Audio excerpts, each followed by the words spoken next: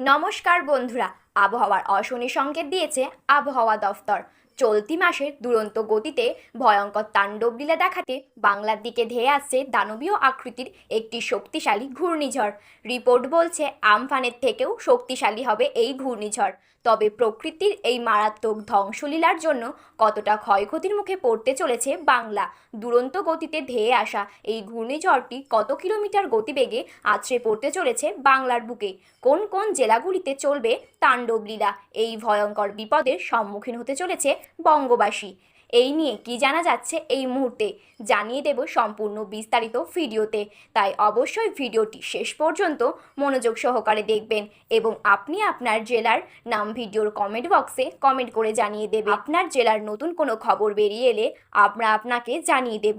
একটা ছোট্ট অনুরোধ, ভিডিওটিতে একটি লাইক করবেন এবং আপনি চ্যানেলটিতে নতুন হলে চ্যানেলটি সাবস্ক্রাইব করে পাশে থাকা বেল বাটনটি অল করে রাখবেন। তাহলে চলুন ভিডিওটি শুরু করা যাক। মে মাসের শেষে ফের ঘূর্ণিঝড়ের ভুকুটি। হাওয়া অফিসের পূর্বাভাস জানাচ্ছে মে মাসের শেষ সপ্তাহে পশ্চিমবঙ্গ বা বাংলাদেশের উপকূলে আঘাত আনতে পারে শক্তিশালী ঘূর্ণিঝড়। বাংলার উপকূলবর্তী জেলাগুলিতে এর প্রভাব পড়তে পারে বলে মনে করা হচ্ছে। ঘূর্ণিঝড়ের আদর্শ পূর্বেশ হচ্ছে বঙ্গোপসাগরে। মনে করা হচ্ছে 20 মিনিটের মধ্যেই গভীর নিম্নচাপে ঘনীভূত হয়ে ঘূর্ণিঝড়ের চেহারা নিতে পারে।